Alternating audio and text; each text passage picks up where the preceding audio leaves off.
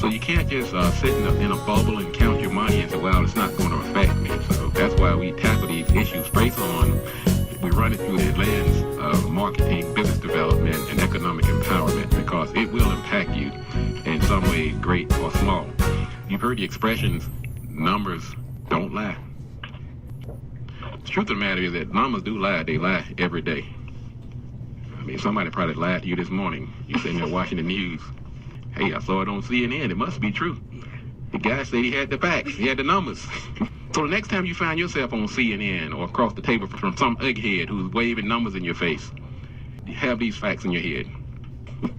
I don't even watch the news anymore. Oh, boy, you don't know what to believe anymore. And probably what I'm going to tell you is not going to help you get faith in what you... But you need to be aware. You need to be aware. Here are some examples how numbers can mislead or just flat out lie. This is an old trick. You use a small sample size. Sometimes the sample that they're using to make their point is so small, and they're trying to spread it over a population of thousands or millions. Sometimes they would use a very small sample, and it's not representative of the whole. That's the first one. Mm-hmm.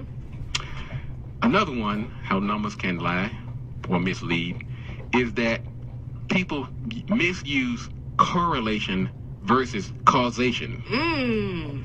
Let me break that down for you. Let's just give you an example. Let's say that in neighborhood A, the population shifted from mostly one demographic to another over the course of 5 years. And so somebody said, well, the crime went up during that same period of time. Unless you can prove that the people that moved in the community committed those crimes, what we have is a correlation, not a causation. Big difference. Major difference. But sometimes people present this as a fact, and when in fact they are misleading and sometimes just downright lying. Okay? So hang with me here. We're talking about these numbers and how people make them lie. Another way is selection bias. When they're telling you that the numbers came from a big sample or a random sample, when indeed it was not. It was not a random sample. It was selected based on a premise they were trying to prove. Of course, the numbers that they presented were right, but the selection of the group was not random, in which in fact means that they were misleading and in some cases downright lying. Here's another one. Arbitrary cutoffs. If you lay out data from the front of this building to the end of this building, and you took all of that data, let's say that was the entirety of the data, and you took all the sampling, you took the averages, and you said, okay, this is what the numbers reveal. But if I'm trying to prove a point, I can go and arbitrarily cut off the data at any given point. I won't start at the beginning or the end. I may just stop at the 1/2 mark because the data in that particular range helps support my argument. So these arbitrary cutoffs is another way that we can make numbers lie. This is good, Robert. Now you're going to find this one very interesting. They misuse or they mislead you using the word average. Yes.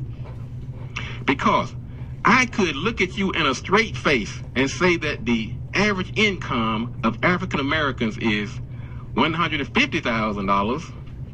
I could turn around on a different show and tell you that it was $35,000. And at the same time, I can go to another show and say it's $10,000 and would not be lying to you. Because when I used the word average, I did not tell you whether I was using the mean, the median, or the mode.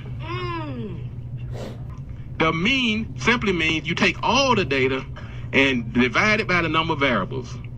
The median, you take the middle value. And if it's 2 in the middle, you take those 2 and you get the mean of those. And the mode is the one that occurs most often. And depending on what point you're trying to make, you can pull one of those out and say, well, the average is. So that's another way how you can make those numbers lie. Here's another one. Visual trickery when you're using graphs. To anybody who's taken algebra and trigonometry, we use the X and the Y axis. And this was kind of hard to explain without having the visual.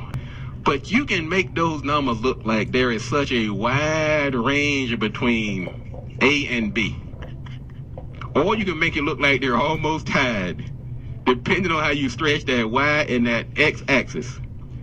And when somebody's trying to make a presentation, and I'm telling you, anybody who's in sales, and I used to be a media buyer, I still do it to some degree. The media guy would come in my office, and no matter who I called, they were number one. It didn't matter. It didn't matter because they were using these number tactics to make themselves always be number one. And they would have the little graph to prove it. So visual trickery is another way you can make numbers mislead or just downright lie. And number 8, this is my last one. We call this data analysis bias. Now, what that means is that you set out with a purpose. You set out on a mission to make those numbers support a position. You are not objective.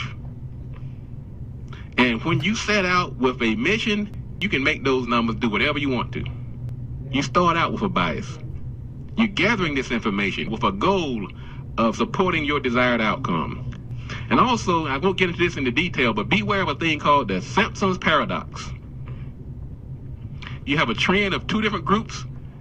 When you take the numbers separately, they have one thing, but when you put them together, it actually reverses the outcome. All these things are used, folks, when people are trying to make these cases. They're trying to tell you not to believe your lying eyes. No. Blacks aren't being shot by cops. Look, I got data that says that they're not. And you sitting there looking at it. They're trying to convince you that you are not believing what you're seeing. So how do I stop this? First of all, don't believe everything you heard just because it has data, science, or fact behind it. Number 2, look at the sources. If you don't see a source, don't trust the information. Number 3, check to see if there's any obvious sources of bias in the data. 4, find out how the data was collected and where it was collected from. 5, find out how recent the data is and if it relates to the timeline of the discussion. And try to find out if that data has an ulterior motive to manipulate your opinion. Folks, numbers do lie. I just showed you how you can do it. You can find out more about this by going to marketingpulpit.com or calling me at 301-839-2836. That's going to wrap up our show for today. This is the Marketing Pulpit with